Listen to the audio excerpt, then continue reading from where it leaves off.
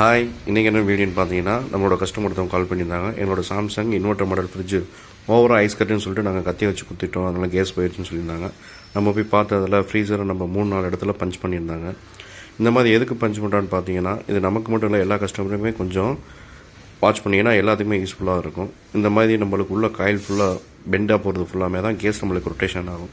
இந்த case rotation ஆகிறத நீங்கள் கத்தியோ இல்லை ஷார்ப்பனாக வச்சு நீங்கள் குத்தும்போது நம்மளுக்கு கேஸ் ஃபுல்லாக போயிடும். அந்த பிரச்சனை எதனால் வருதுன்னு பார்த்தீங்கன்னா, இந்த ரெகுலேட்டர் பட்டன் இப்போ காமிக்கிறேன் பாருங்கள். இந்த ரெகுலேட்டர் பட்டன் போச்சுன்னா தான் நம்மளுக்கு ஐஸ் ஃபுல்லாமே நம்மளுக்கு அளவுக்கு அதிகமாக நம்மளுக்கு ஃபார்ம் ஆகிறது.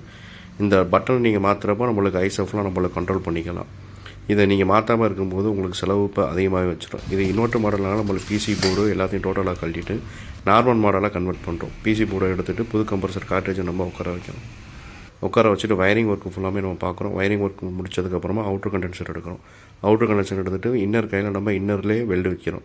வெல்டு வச்சதுக்கப்புறமா கம்ப்ரஸர் ஃபுல்லாக வெல்டி வச்சுட்டு நம்ம எப்பயும் போல் ப்ரெஷர் கொடுத்து வேக்கம் வச்சு நம்ம செக் பண்ணுறோம். எங்கேயுமே லீக் இல்லாத பட்சத்துக்கு நம்ம கேஸ் ஏற்றுறோம். கேஸ் ஏற்றிட்டு டெஸ்டிங் ஃபிளாக் ஓட்டி பார்க்குறோம், பக்காவாக இருந்துச்சு. இதுபோல் உங்களுக்கு எதுவும் சர்வீஸ் தேவைன்னா கீழே நம்பருக்கு நீங்கள் கால் பண்ணுங்கள். தேங்க்யூ.